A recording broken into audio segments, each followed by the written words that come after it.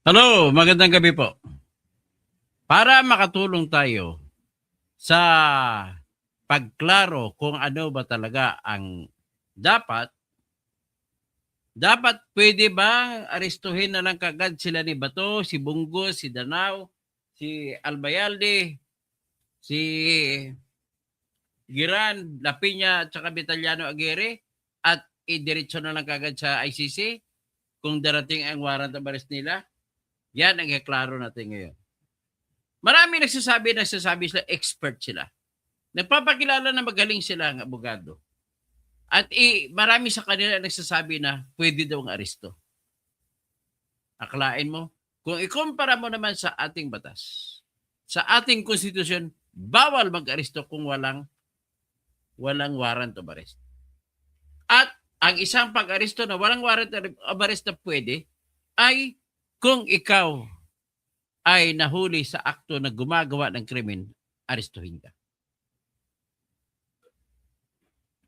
Ipakita natin dito ang pruweba na bawal po mag-aresto.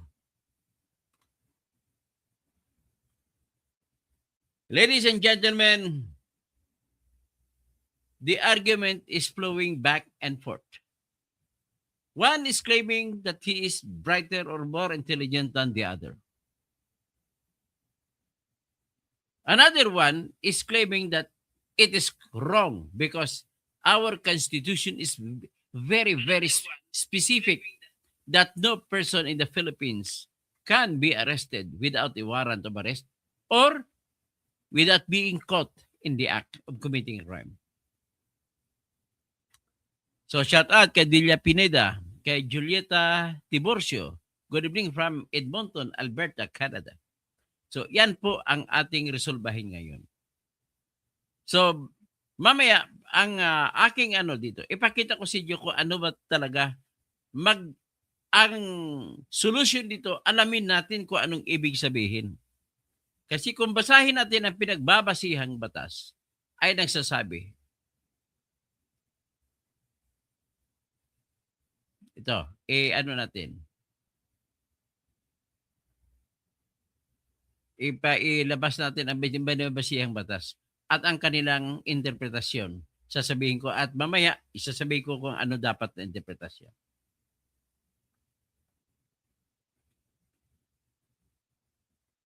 Nakita nyo, yan po ang batas ng Republic Act 9851 at ipinapakita ko sa inyo ay particular na Section 17, Jurisdiction. Okay, ito po ang batas. Ito pagkasabi, jurisdiction. The state shall exercise jurisdiction over persons, whether military or civilian, suspected or accused. So dalawang klase, suspect at saka accused. Sa batas po sa criminal law, ibang ibig sabihin ng suspect, iba rin ibig sabihin ng accused. Pag suspect ka pa lang, sinususpetsahan pa lang, hindi ka pa formally sinasampahan ng kaso. Pag formal ka na sinampahan ng kaso, ay accused ka sa korte. Sa specific na ibig sabihin sa Pilipinas, tawagin ka lamang accused kung meron ka ng kaso sa korte. Okay? Pero kung wala ka pang kaso sa korte, suspect ka pa lang. So, ngayon, nagtinanong ni Manbor Bas, bakit po si Digong walang nagawa hulihin sa pangunguna ni General Torre? Ang sagot po diyan ay ganito. Dahil sa kapangyarihan, nag-abuso sila. At dahil sa pag-abuso nila, sila ay mananagot kung wala na sila sa kapangyarihan. Sinisigurado ko yan. Magandang gabi, Edgar Nacion. Happy New Year sa mga Chinese, mga blooded persons kagaya ko. Happy New Year sa mga Chinese. Pati mga nag-Happy New Year, mga New Year ngayon, mga Chinese ay pro-China. mga walang kwenta tong mga kalaban ng mga nagkukunwari ng mga makakaliwa, makapink, na bumibili naman sa Shopee, sa Lazada, sa Temo, bumibili ng mga Chinese products. Ay, nako. Okay. Ang topic natin ay ano ba talaga ang ibig sabihin nitong batas na ito, na kung tatanungin mo, Delia Pineda, pag tinanong mo ang mga BBM camp, sabi nila, aristuhin daw nila kagad si Bato, si Bato at saka si Bongo kung lalabas na ang warrant of arrest ng ICC. I tell you, mali yan. I tell you, Auntie Claire, mali po yan. I tell you, all the justices kay Rimulya, mali po yan. Lahat kung sino man sasabi na pwede yan, I tell you, Antonio Carpio, mali po yan. I tell you, Mel Santa Maria, mali po yan. I tell you, Justice Ascuna, mali po yan mag-aristo. At kung mali ang pag-aristo, mali din ang pag-surrender. Ito ipakita ko sa inyo ang pruweba kung bakit mali. But anyway, let us first deal with the actual law. Kung anong batas natin sa ngayon, ito po siya. Jurisdiction, the state shall exercise jurisdiction. Itong bansa, ibig sabihin bansa natin, ang ibig sabihin ng state, shall exercise jurisdiction over persons. Military man siya o civilian, basta dalawang uri na tao pinabagit dito, suspect at accused. Sunispetsahan ng crime na gumawa ng krimen na crime against humanity, genocide, at war crimes. So, ibig sabihin, suspected or accused as defined in this act. Okay. Tapos, pwede magkaroon ng jurisdiction ng ating bansa na dito lilitisin sa Pilipinas ang sinumang tao na nagkasala sa criminal cases o criminal charges o criminal offenses na nasa ilalim ng batas na ito, Republic Act 9851, na kung tawagin ay International Human Rights Law. At ang krimen na ito, ulitin ko lang, crimes against humanity, genocide, at saka war crimes.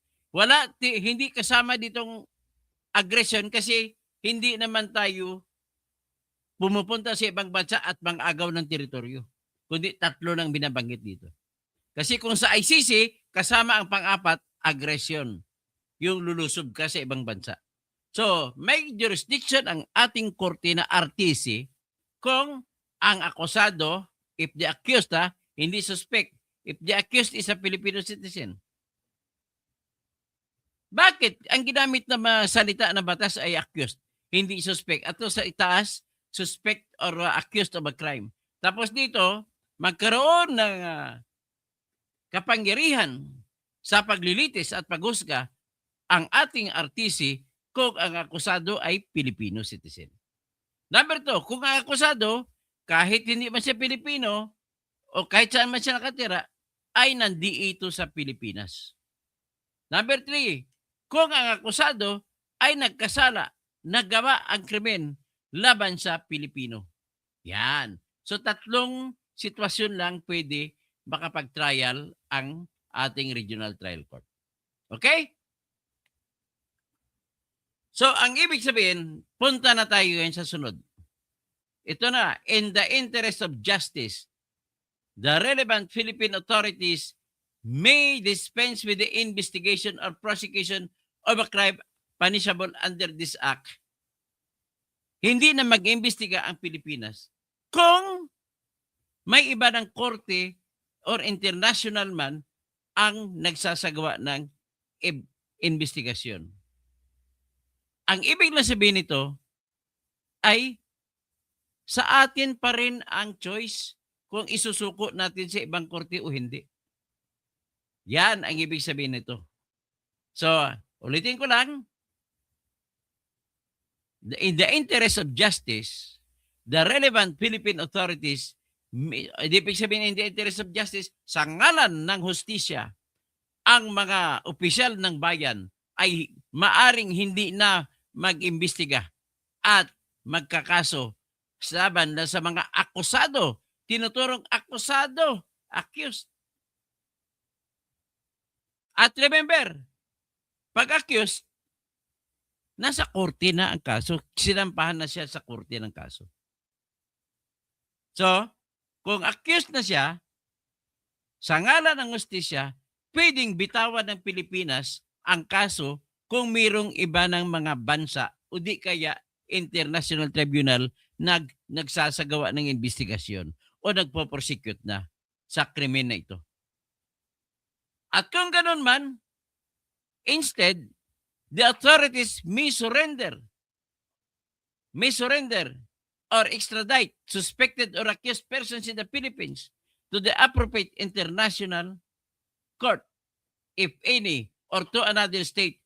Kailangan mayroong applicable extradition laws and treaties. Susunod ka sa batas ng treaty at batas ng extradition laws. So that time, anong applicable treaty? Ang International Criminal Court, kasi ipinapatupad yung warrant of arrest ng International Criminal Court kahit hindi na tayo kasapi. Iyon ang treaty na ginagamit ninyo. Ang ibig sabihin ginagamit. So ngayon, ito na ngayon. Ang tanong, basta-basta ba pwede mag-aresto? Basta-basta?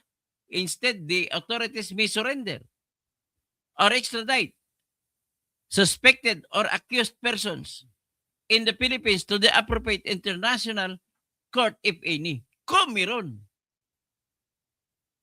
Or to another state pursuant. So ngayon, tingnan natin ang sila ni Bato. Sila ni Bungo.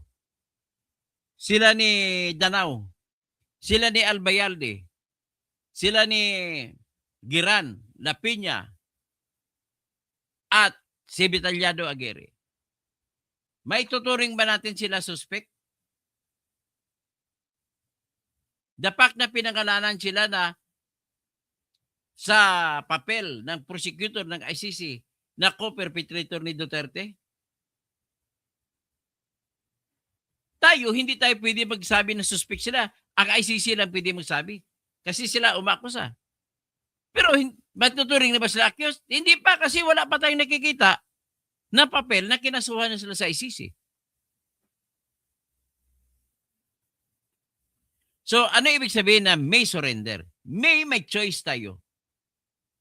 Kapag may choice ka, hindi ka obligado mag-surrender. Kaya, unang mali nila ni Bongbong Marcos ay yung isusuko mo. Kasi may choice ka eh. Hindi mo pwede isuko kagad. May choice ka. Kaya, pag sinuko mo, na kahit may choice ka, ibig sabihin, arbitrary na ginawa mo. Ibig sabihin, in bad faith ka na. Okay lang sana kung ang nilagay must surrender, iba yun. Kapag must, wala kang pili. Hindi ka makapili. Wala kang choice. Pero say, hello, may choice ba ako? Ito, may choice ka. May ang sinasabi. Because may you have a choice, kailangan, kung pumili ka ng choice, kailangan mo sundin mo kung ano pa ang ibang batas na matatapakan mo sakaling piliin mo ang pagsuko. At kung dito mo sa Pilipinas sinuli, may masasagasaan ka na batas ng konstitusyon ng Pilipinas.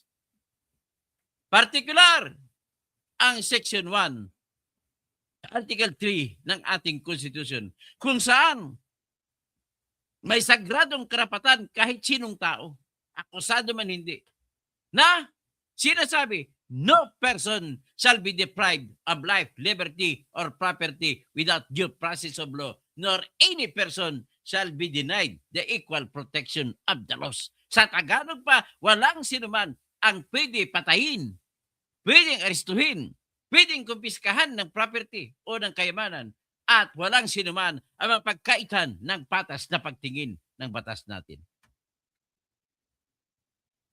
Very clear.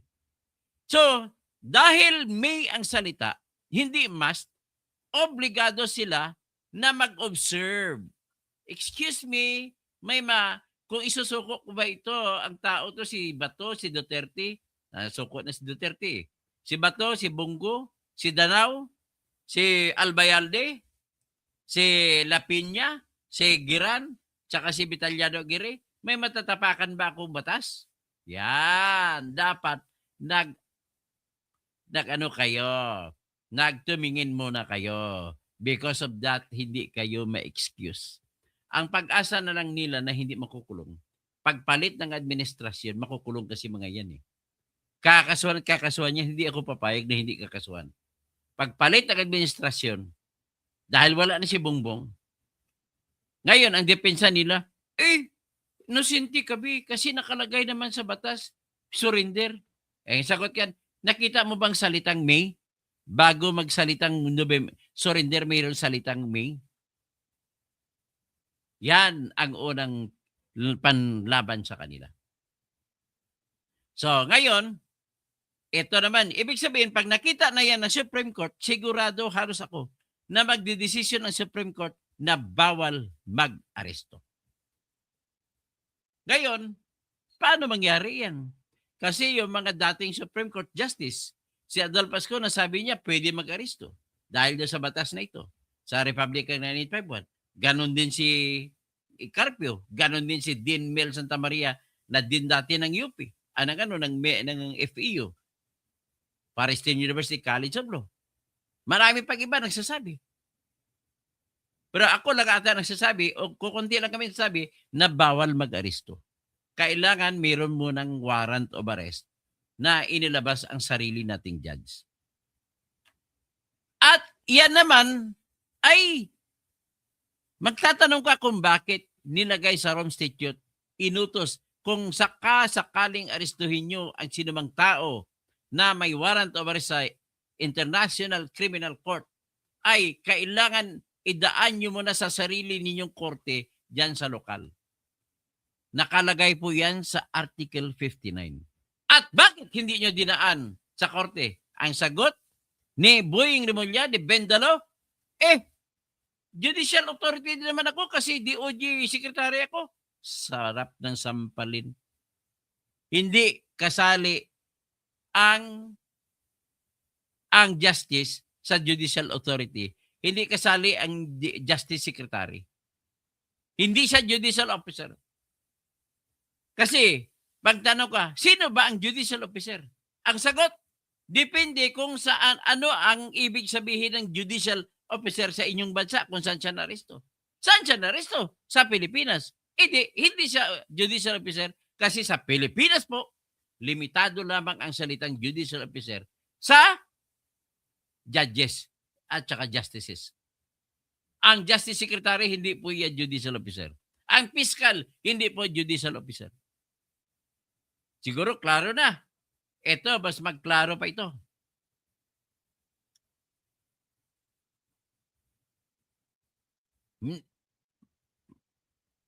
So, banggitin ko ulit. Saan ba mag-apply ang surrender? Ang surrender, ibig sabihin po, hawak mo na yung akusado. Na-aristo mo na siya. May aristo mo na. Hindi ka makapag-surrender kung wala kang inaristo.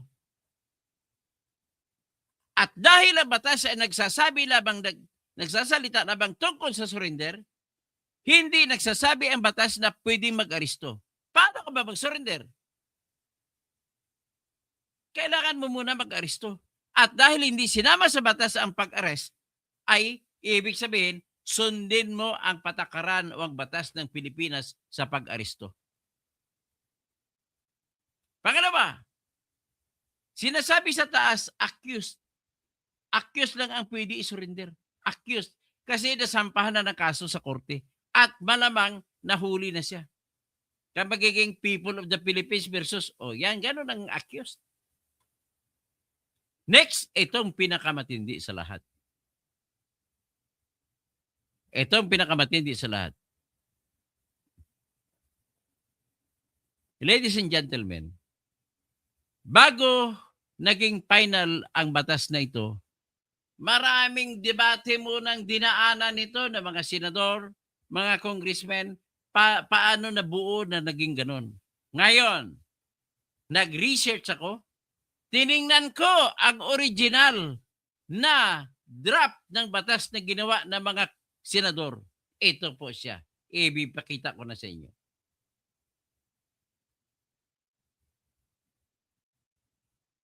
Ito po ang batas nung unang ginawa.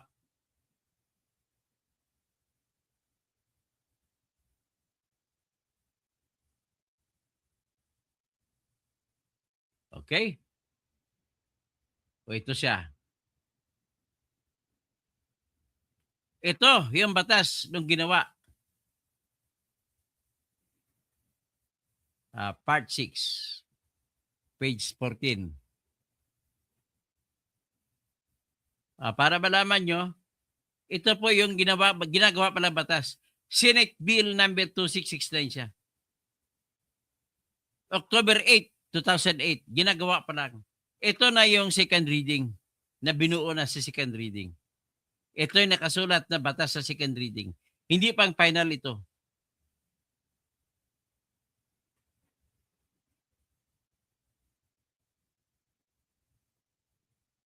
Ito ng second reading. Ano nakasulat? Basahin natin. The state shall exercise jurisdiction over persons, whether military or civilian, suspected or accused of the crimes defined and penalized in the statute, including Philippine forces or peacekeeping, combat, or similar missions abroad, no matter what these crimes occurred, no matter where these crimes occurred, even if they took place in the territory or another state involved suspects or victims who are not nationals or residents of the state or pose or direct no threat to the state's own particular interest.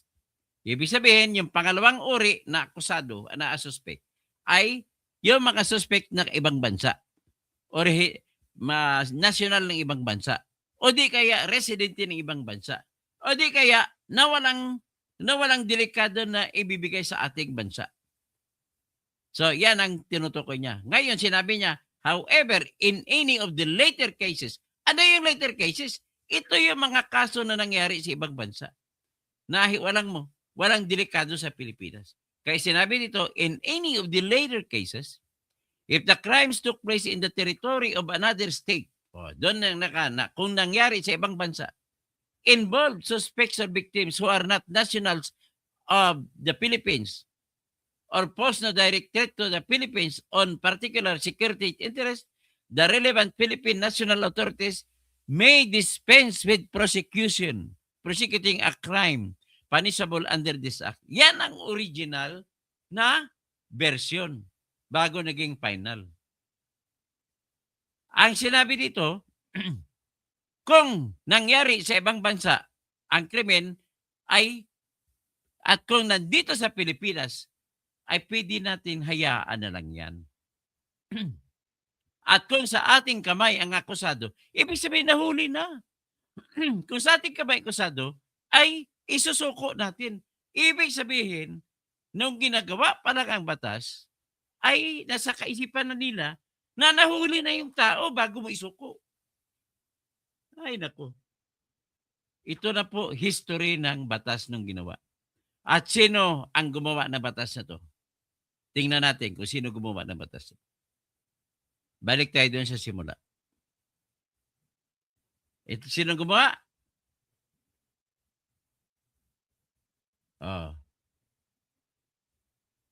Sponsors, Senators Escudero, Gordon, Defensor Santiago. Sabi niyan, Mr. President, the Committees on Justice and Human Rights and Foreign Relations, to which were referred Senate Bill number 583 introduced by Senator Ejercito Estrada, entitled An Act Defining and Penalizing Crimes Against International Humanitarian Law, Adopting Corresponding Principles of Criminal Responsibility, Operationalizing Universal Jurisdiction, Designating Special Courts, and for Related Purposes. Ito naman ang batas sa version ni Senator Gordon, An Act Defining and Penalizing Crimes Against International Humanitarian Law and Other Serious International Crimes, Operationalizing Universal Jurisdiction, Designating Special Courts, and for Related Purposes. Ito naman ang ginawa ni Senator Zubiri. An Act Defining and Penalizing Crimes Against International Humanitarian Law and Other Serious International Criminal Crimes and Operationalizing Universal Jurisdiction, Designating Special Courts, and for Other Purposes.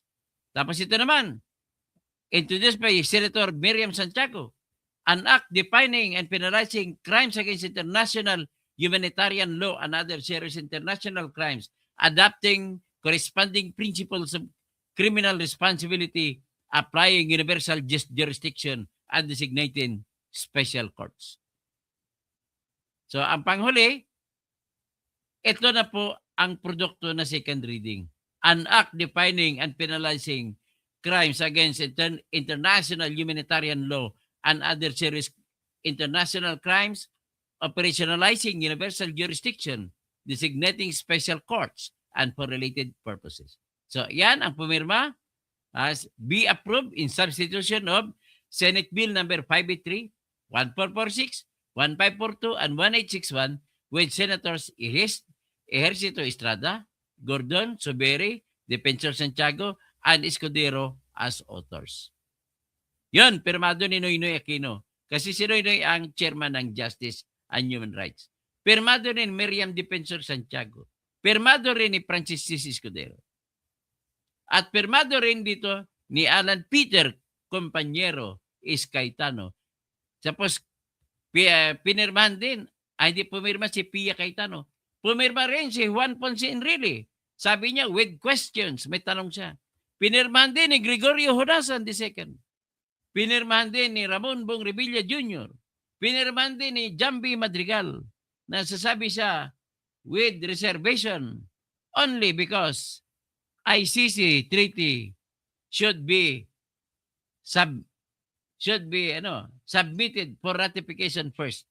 Ibig sabihin, kasabayan nila na mayroong ratification process ng International Criminal Court. Pumirma din si Rodolfo Biason.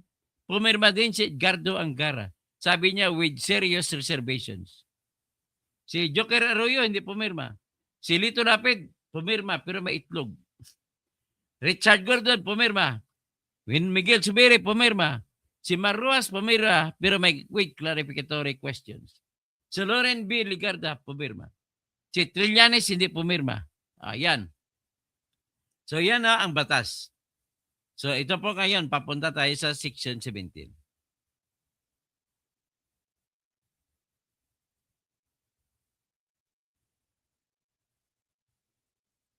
Ano na ba ang Section 17 na ginawa na noon? Ito na. Section 17, the state shall exercise jurisdiction over persons, whether military or civilian, suspected or accused of the crimes defined and penalized in this statute, ibig sabihin statute law, including Philippine forces on peacekeeping, combat, or similar missions abroad, no matter what these crimes occurred, and no matter where these crimes occurred, even if they took place in the territory of another state, involved suspects or victims who are not nationals of the Philippines or pose no direct threat to the state, to the Philippines, ay itong gagawin. Kung gano'ng sitwasyon na ang krimen ay nangyari sa ibang bansa, o di kaya hindi natin citizen, ay dito ang proposal, kung hindi nasyonal ng Pilipinas, ay, at kung hindi naglalagay sa bansa natin sa delikado, ay pwedeng bumitaw ang Pilipinas, hindi na mag-imbestiga. At under this act, sa kanito, ay i-transfer, isuko natin, transfer, isuko. Ibig sabihin, arestado na bago i-transfer, bago isuko. Kaya yan po ang history ng batas. Ladies and gentlemen, kung malabo ang batas, yan talaga ang proseso, kaya nag-research po ako. Tiningnan ko kung paano ginawa itong batas na ito. At yan nakita. Nakita natin sa unang ginawa nila ay ang batas pala, ang intention na ang isusuko ay yung mga krimen na nangyari sa ibang bansa. Crimes against humanity na nangyari sa ibang bansa at crimes against humanity na ginawa ng ibang tao, hindi Pilipino. Yan ang original na intention. Tapos, titingnan natin ang ang final na batas, ulitin natin. O sisain natin ulit yung batas.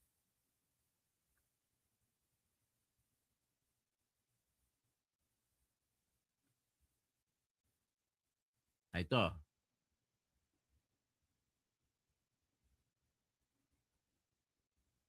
O itong batas. sa final form, ito ang batas sa final form.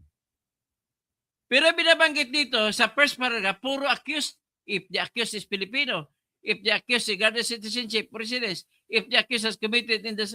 Ibig sabihin, sa dito, sa pangalawang paragraph, sa ngalan ng hustisya, ang mga otoridad ng Pilipinas ay maaring hindi na mag-imbestiga o maglilitis ng mga akusadong ito sa ilalim ng ganitong mga krimen. Kung mayroong ibang bansa o tribunal na nagsasagawa na ng investigasyon o meron ng ginagawa na paglilitis. Isa lang ibig sabihin nito, kahit nag-umpisa na tayo, pwede natin isuko kung nag-imbestiga din sila. At kung ganito man ang nangyari, ang otoridad ng Pilipinas ay isusuko. So ibig sabihin, may presumption na nahuli na ang tao bago mo isuko. Kasi hindi mo pwede isuko ang tao na hindi mo panahawakan. Tama? Ganun ang kasimple yan. So bakit ba natin pinapano? Bakit natin pinipilit ang ganong interpretasyon na pwede ulihin? Kasi politika. Politika all the way. Politika all the way. Yan, ganun lagi. Dahil lang sa politika. So, kailangan makarinig si Attorney Israel Turion dito para malaman niya ito. Kasi sa mga ginawa ni Attorney Turion na mga draft na petition, hindi nakabanggit ang kasaysayan kung paano ginawa ang Republic Act 9851. So, klaro? So, basahin muna natin ito. Bago tayo magpatuloy, mabasahin ko muna yung mga bisita natin sa ngayon. Si Julieta Tiburcio, Delia Pineda. Si Delia Pineda, nawiwili na silang isurrender ang ating mga mamamayan. Bergie Piquero, Attorney Santa Maria, nabubo ako sa mga sinabi niya. Sa totoo lang, Attorney Mel Santa Maria, I find your explanations illogical. I'm sorry. With your respect. Kasi din ka eh. Bergie Piquero, tapos sino pa Simon Borbas. Bakit po si Digong walang nagawa? Dahil po hawak nila ang kapangyarihan, alangan naman magsusuko si Digong. Pwede siya magpakamatay kung gustuhin niya. Kaya bakit naman siya magpakamatay? The only way magpakamatay ka. Kasi hawak nila ang kapangyarihan. Wala ka magagawa. Kaya ngayon, kung si Sara na presidente sa 2020, magtago na kayo. Encarnacion, Dr. Toto, good evening po. Happy Chinese New Year. Happy Chinese New Year sa lahat. Delia Pineda, Doc, lagi lang ako nakikinig sa iyo kahit di ako nagko-comment. Salamat po. Mag-comment po kayo. Kung Hipachoy, Delia Pineda, Fernando Rafael Fernandez Cuervo, hala. Oh, yeah. Hola, mi amigo, Señor Fernando Rafael Fernandez Cuervo. If I may say, nako, tingnan mo salin, Señor Fernando Rafael, tingnan mong salin ni BBM. Alam mo kung bakit lumaki ang salin niya, ang kanyang halaga ng property? Dahil ang Cuervo Associates ang nagpataas ng ang assessment. Tumaas ang halaga ng property niya. Okay, Romel Bingson, naimbag Rabi, mga kada kayo amin. Kabalin, naimbag hindi naimbag pala, mayap abingi. Tapos Delia Pineda, wala talaga, puro sila bendalo. So Bergie Piquero, daming bangag, Sir Bendalo. So Delia Pineda, buti ka pa doktor, marunong ka batas, nasa Malacanang, puro sila bendalo. Don Tarangas, hindi ito usaping political color para sa mga biktima na panagutin. Doc, nasaan na ang accountability? Kaya ang pinag-usapan natin hindi accountability, Don Tarangas. Ang pinag-usapan natin ay batas, okay? Ang mali sa iyo, iniisip mo kagad, paano naman marami siyang pinatay? Well, Don Tarangas, let me educate you. May isang murder na suspect. Alam mo, pumatay siya ng tao. Rapist. Pwede mo ba siyang patayin? Just because murderer siya, rapist siya? Ang pinaglalaban ko rito, Mr. Don Tarangas, ang batas, ang karapatan ng akusado ay hindi direspeto. Respetuhin mo ang karapatan ng akusado. Hindi dahilan yan dahil namatayan kayo, papatay kayo. Dapat igalang mo ang batas, Don Tarangas. Ang proseso ng batas. Kaya nga nililitis yan eh. Magpadala dapat sila ng warrant of arrest. Wala namang problema yun, basta may warrant of arrest lang na maayos. Dapat ang warrant of arrest sa korte natin manggagaling. Romel Pinson, nauso ng Bendalo, Dr. Toto, yan ang problema natin ngayon. Delia Pineda, Sis Bergie Piquero, kaya nga puro sila Bendalo, mga walang puso. Bergie, thank you Sir Toto kasi your blog is very informative. Ayan, nagre-research kasi ako bago ako mag-vlog. Hindi ako kagaya ng ibang vlogger na maritis-maritis lang. Dante Ulino, good evening po Dr. Toto. Tahasan na talaga pagbibindalo ng admin ni BBM. At diversion lang yan para di na pag-usapan ng flood control. Tama po kayo. Tapos, Noynoy Lapera, ang kaso binabaloktot nila ang batas dito kahit na sa tama ang sinasabi mo, Dok. Tingnan na lang natin. A time will come that they will all cry to high heavens. Ganun lang masasabi ko. Vergie Piquero, Sis Delia, follow the bangag. So, Jonalyn Becerra, thanks you, sir. So, Paulo Tantoco, sa mga adik, accountability, tapos sa mga biktima ng rape, wala. Anong kalukuhan yan doon? Okay? So, mga nirape ng mga bangag, paano naman yon? Tapos, Birit na Spears, good evening, Attorney Toto. Ami Calnia po, oy, Ami, sa Dait, Camarines Norte. Kababayan ni Robin Padilla. Hazel Aquino, di po makipag-participate si PR di sa confirmation sa February 20, sabi ni Attorney Kaufman. Laban lang, Naray Digong, Tatay Digong. So, HGM 2250, sino po ang charge sa kanila sa ICC? Ang in-charge ba? So, Burgess Piquero, sir, yung mga victims, family, magpunta sa Hague, finance by Philippine government. Naku, pangit yun. Pangit yun. Mag-malversation kayo niyan. Diyos Cruzado, the Rome Statute only gives the local court authority to check whether, ganun nga ang hinahanap Diyos. Bakit hindi nila ipadalhin sa korte natin? Kung tama, lehitimo mag-warrant of arrest at may karapatan magpiyansa ang tao sa ilalim ng Article 59. Ngayon, para matutunan nyo kung anong Article 59, ilalabas ko po Rome Statute dito. Basahin natin pare-pareho ang Article 59 ng Rome Statute. Sabay-sabay tayo. Bumasa ka, Diyos ha, Cruzada, basahin natin. O ito, basahin natin ang batas ng Rome Statute.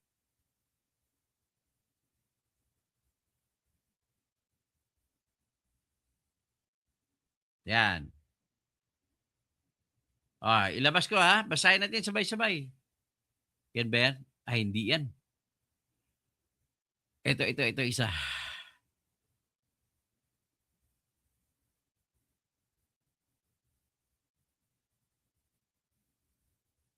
Ulitin.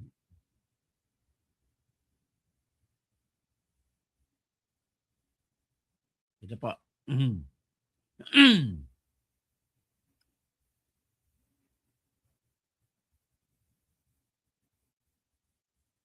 Saan ba? O bakit? Ay, nagkamali na naman.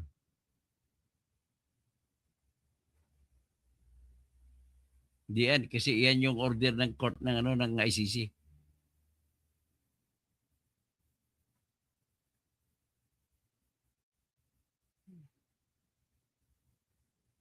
Rome Statute, yan. So nakita nyo, yan ang Rome Statute. Yan ang tinatawag Rome Statute, batas na ginawa sa Rome. Article 9, puntahan natin ang Article 59. Yan, Article 59, palakihin natin. Arrest proceedings. Sakaling maaresto si Digong, ano ang gagawin? Iniutos ito sa batas ng Rome Statute. Ang gagawin mo po, pag maaresto si Digong, ay dadalhin siya kung halimbawa na-aresto ng state party ng Philippines, anong gagawin? I-surrender immediately sa shall be brought promptly before the competent judicial authority ng custodial state. Ang custodial state ang Pilipinas. So, i-surrender siya dapat sa korte natin. At ang korte natin ay magdetermina in accordance with the law of the state, susundin ang batas ng Pilipinas. Kung tingnan, ang warrant ba yan para kay Duterte yan? Alamin yan. Number 2, si Duterte ba ay naaresto base sa batas ng lokal na court na bansa? Yan ang kasunod na tanong. Pangatlong tanong, ang karapatan ba ni Duterte na observe? Ibig sabihin na observe, ginalang ba? Yan po ang Article 59, Diyos Cruzado Caper. Kaya para hindi ka maghula-hula, ayan, pinabasa ko na. Okay? Yan po ang gagawin ng Article 59 kung mahuli si Duterte. Tapos ito na naman, sige, maganda na yung nagkipag-argumento ka, maganda to. So, hindi lang check ang kanyang karapatan ng local court, kundi bibigyan din, i-observe din ang karapatan niya, pwede siya magpiyansa. Pwede rin lahat-lahat. Ganon nga karapatan, parang normal na kaso sa Pilipinas. So, Diyos Cruzado, kung abogado man ka, you better learn this kasi mapapahiya ka pag abogado ka na hindi mo alam. So, Diyos Cruzado, and when you say may, the government is given the power. Yun nga ang puntos ko, Diyos. If you are given the option, hindi ka obligado. Pag hindi ka obligado mag-aresto, wala kang karapatan mag-aresto kay Digong. Kasi may. Ngayon, pag in-observe mo, pag choice mo may, pag aresto mo, gagalang mo ang batas ng Pilipinas sa pag-aresto. Yan po yan, Diyos. If you are a lawyer, you know what I mean. Tapos, Diyos Cruzado, I think the government didn't break the law. No, nag-break sila. I beg your pardon. They broke the law. They will break the law kung arestuhin pa nila yung si Bongo. Dapat idaan nila lahat sa korte yan. Hindi pwede yung kung ano bang pagkakaiba sa gitna ng extradition at kung bakit extradition ay isasampa pa sa korte bago magpa-aresto. Pare-pareho lang yan. Kasi wala namang substantial distinction. Wala namang matinding pagkakaiba sa dalawa. Hindi kagaya ng babae, lalaki. Ano pagkakaiba ng babae, lalaki? Siyempre, yung isa may it-it, ang isa may ipok. Di ba? Oh, ikop pala, ikop. So, ganoon ang pagkakaiba. Hanapin mo pagkakaiba. So, ngayon, anong pagkakaiba sa akusado na hinahanap ng ibang bansa sa extradition, kagaya kay Kibuloy. At ikumpara mo kay Duterte na hinanap ng ICC. Okay, Bongo. Wala, pareho lang sila hinahanap. Pareho lang sila may warrant of arrest sa labas. At tandaan nyo, hindi po basta-basta isuko ang sovereignty ng Pilipinas. At kung may sovereignty ng Pilipinas at wala, hindi nakasapi ang Pilipinas sa ICC, wala magiging bababuyin natin ang ating sovereignty kung isuko natin ang tao mula sa atin. Ganun po yun ang matindi dyan.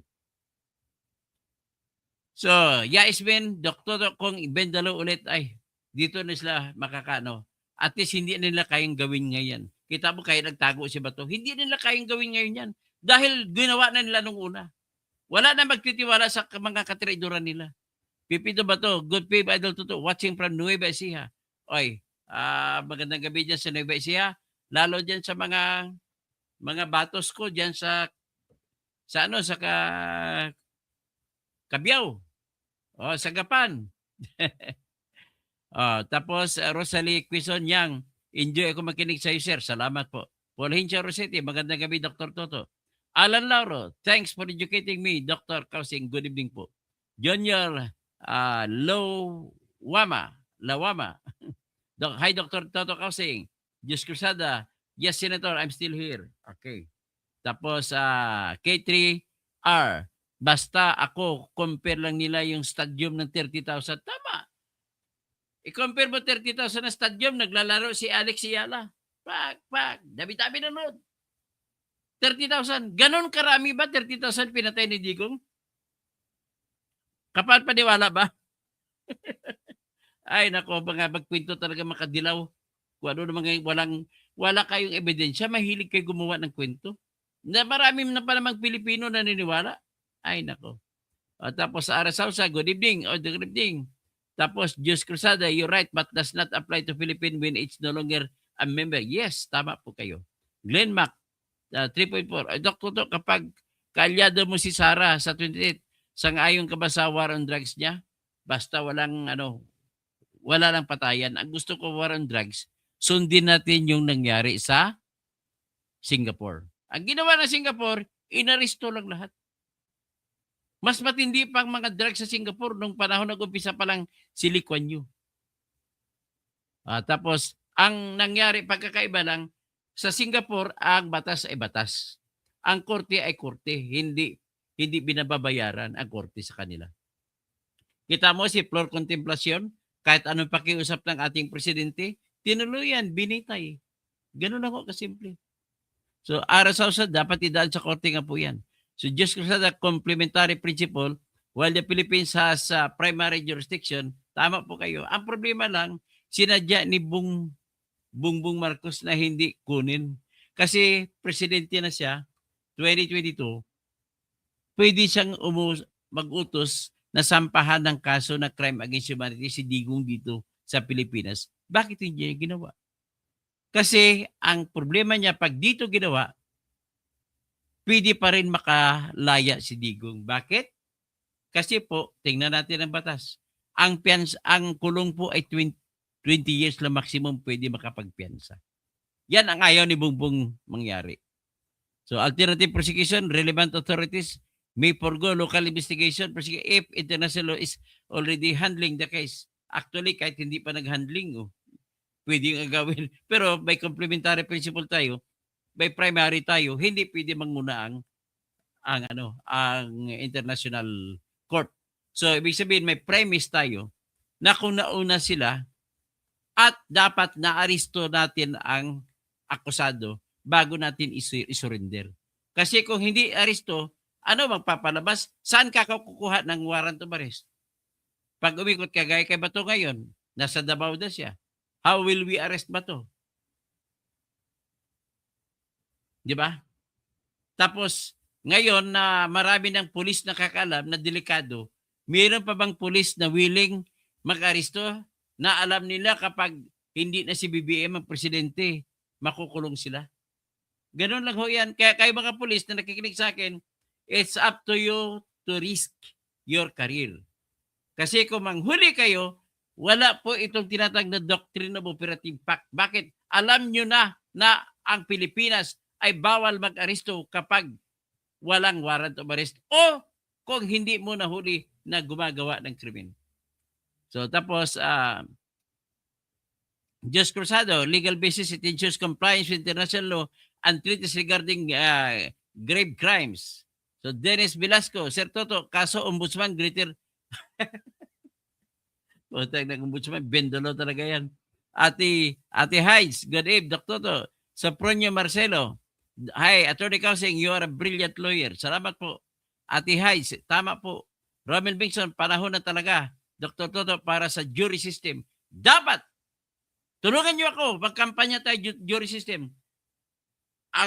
The only way, Greg Babaran, the only way na matuloy ang jury system ay kung ako ang presidente. Kaya pag ganun, dahil ganun ang vision ko, malamang lalaban ako kay Sara pagka-presidente sa 2028. Gregorio, galit sa Dilawan dahil tahimik o surrender issue ni Digong pero di galit sa Supreme Court kahit natanggal na ang pagka-petition ni Pulong. Alam mo, ang problema sa iyo, Greg, magawa ka naman ng logical na mga salita. Ito lang ang problema ko sa mga Dilawan kagaya kay Greg Babaran. Hindi sila galit sa illegal arrest kay Digong. Bagkus, pumapalakpak pa sila. So, ibig sabihin, guilty din kayo by means of consent. Tapos ito namang, alam na ninyo na nagnanakaw sa flood control, pumapalakpak pa rin kayo. Si Digong pa rin tinitira nyo, si Sara pa rin tinitira nyo. Bakit nitirahin si Bibim? Pagkatapos, ito na ngayon. Nabinisto na ngayon ni Congressman Egay Erese na Liberal Party. Ang mga dilawan daw at pink, ang kanilang ginagawa ngayon, takot na takot sila kay Sara. Kaya lahat, kahit isakripisyo nilang katotohanan, basta matanggal lamang si Sara pagka Vice President. Grabe ha? I-twist ninyo kasinungalingan, gagawin nyo kasinungalingan, mga dilaw. Walang ibang nagsabi diyan, yung leader ninyo na si Egay Erese. Okay, tapos si Marilyn Bundok, Bahar Aguila, pag ipa-aresto si Bongo at si Bato at iba pa, ginagalit lalo nilang tao. Ganun ka po mangyari. Lalo silang hindi mananalo kapag arestohin nila itong dalawang ito. Number 1 pa naman sa huling eleksyon si Bongo. Diyos Cruzado, do you consider sasali ako siguro? Kasi iniimbita ako ng ibang mga grupo na tatakbong pagka-senador. Pero may isa namang mga ibang grupo na suportahan daw sila at pinapatakbo ako congressman sa amin. Kaya maghanda ka, Congressman Dinan Hernandez. I will face you. Diyos Cruzado or Presidente. Gusto ko Presidente kasi Diyos. Wala nang ibang paraan para mabago ang jury system natin. Ang sistema ng katarungan dapat jury, dapat tao nang maghusga, hindi yung judge.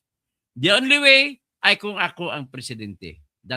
With that, I will challenge Sara Duterte pagka-presidente. Alan Donina, si Bato, vlogger na. Huwag ka naman Alan? Biro lang ba yan? Kasi kamukha ko si Bato, ginagawa mo ko ganun. Alright, mga kaibigan ko, paki-subscribe, yun ang hindi pa nakasubscribe, paki-like, para naman makatulong kayo sa akin, para tuloy ko magsisigaw-sigaw dito. At kung meron kayong sobra,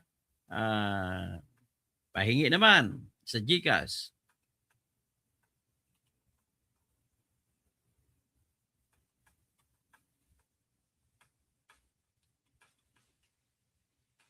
At ang GCash ko po ay 0917-3000796. O di kaya sa aking video savings sa 0900-4580-368-536. Okay.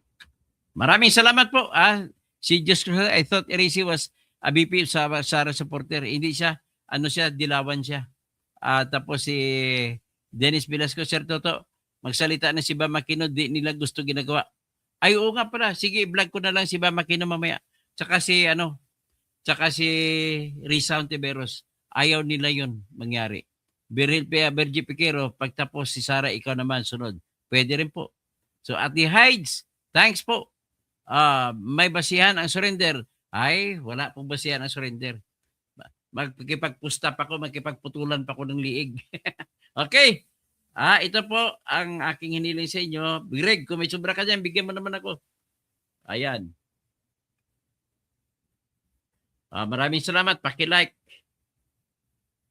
Paki-share. Paki-join. Paki-member sa akin. Bigyan niyo naman ako ng tinatawag na super sticker kung meron kayo.